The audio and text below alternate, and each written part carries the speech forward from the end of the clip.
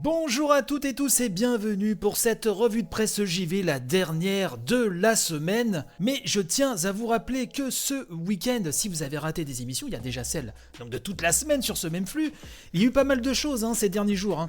La revue de presse dissidente numéro 3, où Mopral et Lina Nounette vous parlent de jeux de société.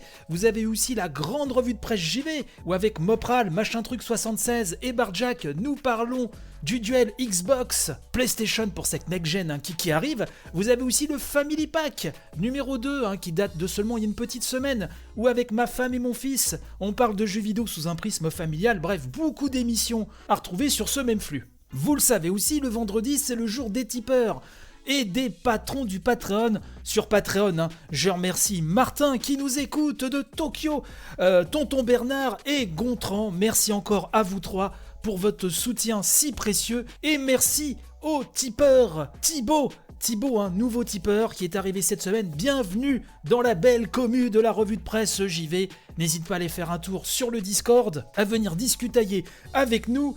Un immense merci également à Yetcha, à Enrico, à Mike, à Red Sensei, à Mopral, à Bertrand Amar, coucou mon Bertrand, à Pipoletsu, à Trifon, à Siwidiju, Barjack, à Electrotactics, à Yvan Le Pierrot, Machin Truc 76, Garan, HXC, Lina Nounette, coucou Lina, HL9, Nicolas, Yvan alias Vanifraise, Xnili, Carnoct, Lutherian, Aza, Sleko Anet, Evolix, JP Madère et l'incontournable Monsieur A. Merci à toutes et tous. Si vous voulez donc supporter l'émission, me soutenir, il y a le Tipeee, le Patreon, n'hésitez pas. Les liens sont dans la description de cette édition, bien évidemment. On va parler ce matin de la PlayStation 5 et qui est, selon jeuxvideo.com, la toute première console à utiliser du métal liquide. Alors c'est l'excellent JK qui nous parle de cela sur jv.com et qui revient donc sur cette vidéo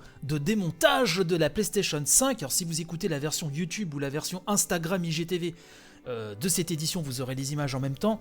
Oui, il y a une vidéo où la PlayStation 5 a été complètement démontée. Nous avons pu voir les entrailles de la bête, et c'est là qu'on a appris l'utilisation de métal liquide pour refroidir le processeur et le circuit graphique. Grande première, nous dit JK, dans le monde des consoles, le métal liquide est encore peu présent dans l'électronique grand public. Alors, le papier est très détaillé, je vous mettrai comme d'habitude le lien dans la description de l'émission, mais JK nous explique que la façon dont la console est conçue permet de privilégier un système de refroidissement efficace. Vous le savez, c'est un des reproches qui revient très souvent sur la PS4, c'est qu'elle chauffe un maximum, qu'elle fait du bruit. Je sais que moi parfois, alors surtout en plein été, quand il y a la canicule, etc., certaines de mes sessions sur The Last of Us Part 2 m'ont fait peur. Vraiment, j'ai eu peur que ma PS4 Fat craque. Elle a tenu le coup, mais c'est vrai qu'elle a tendance parfois à chauffer, à faire de sacrés bruits de réacteurs d'avion. Et les retours qu'on a, visiblement, de ceux qui ont pu commencer à utiliser la bête, et notamment ces premiers youtubeurs japonais, c'est le silence de la console par rapport à la PS4 et le fait qu'elle a l'air de ne pas trop surchauffer. Alors c'est le début, il faudra voir vraiment là au fil des mois et des années d'utilisation. Mais donc revenons à JK sur jv.com qui nous dit que la PS5 utilise un dissipateur de chaleur de bonne taille qui va conduire la chaleur vers l'extérieur. À mon avis, ça explique aussi la taille de la bête. Mais pour que cette chaleur, nous dit-il, soit correctement transmise de l'APU vers le dissipateur, il faut un système de refroidissement en contact avec la puce. Sur PC, on utilise, nous explique-t-il, la plupart du temps de la pâte thermique appliquée sur le circuit intégré, ce qui semblerait être le cas pour la Xbox Series X et Series S. Un système qui a fait ses preuves depuis longtemps, nous dit JK, mais qui a ses limites, notamment face à des CPU et GPU de plus en plus puissants et qui chauffent de plus en plus. Cela fait donc partie des raisons pour lesquelles Sony a choisi d'utiliser le métal liquide sur PlayStation 5. En optant pour cette solution, le constructeur japonais garantit à l'APU de sa console de rester à des températures décentes et à la chaleur de s'évacuer plus efficacement vers le dissipateur. Et moins les températures sont élevées et plus le couple CPU-GPU peuvent s'exprimer à pleine puissance. Donc a priori c'est une excellente idée, mais le métal liquide, nous dit JK, a cependant un énorme défaut. Il est très conducteur en électricité. Une micro-fuite sur un autre composant de la carte mère et c'est l'ensemble de la console qui grille. Ils font donc absolument l'isoler du reste de la machine.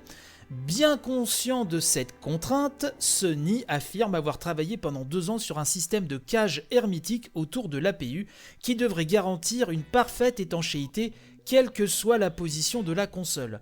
On imagine, nous dit JK en tout cas, que l'efficacité de ce système a été éprouvée des milliers de fois par la cellule recherche et développement et que le processus de fabrication en usine a été renforcé.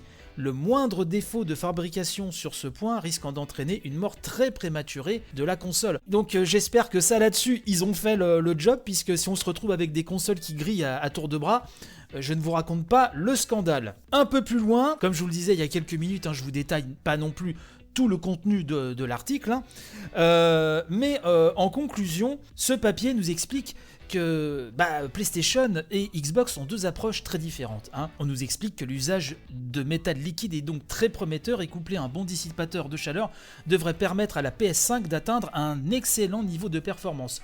Ce n'est cependant pas sans risque et cela reste cher à produire. Dans l'univers du PC, on nous précise que seul Asus a pour le moment confirmé que ses prochains PC portables ROG sous CPU Intel opteront pour cette solution de refroidissement. Côté Xbox, rien n'a été précisé. Moi je pense ça n'a pas de thermique, mais on verra bien.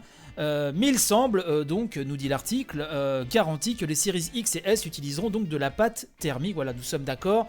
Il est en tout cas intéressant de constater que la PS5 et Xbox Series X, bien que basées sur la même génération de CPU et GPU AMD, ont 2 approches de design industriel très différentes. Et c'est ça qui est intéressant. C'est vrai qu'on a tendance à croire, parfois à juste titre, que ces dernières générations, c'est une architecture PC, puis voilà, toutes les machines se ressemblent. Il y a quand même des choix, au-delà du choix purement esthétique de design, il y a des choix de conception quand même qui tranchent un petit peu entre l'une et l'autre, et ça c'est très intéressant, je trouve aussi.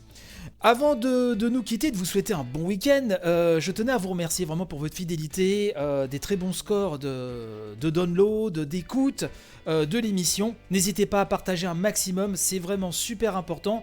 Je rappelle que l'émission est aussi disponible sur YouTube donc, et Instagram via IGTV, donc n'hésitez pas à vous abonner, ça me fera plaisir de vous voir là-bas aussi, et n'hésitez pas aussi à laisser des commentaires sous les vidéos YouTube. On peut discuter également là-bas, en plus du Discord, en plus du compte Twitter @revue de presse JV tout collé, le Discord, la page Facebook, bref, ce ne sont pas les espaces d'interactivité qui manquent. Donc une nouvelle fois, très bon week-end, panache et robustesse, quel que soit le programme qui vous attend. Quant à moi, je vous dis donc à lundi, bye bye.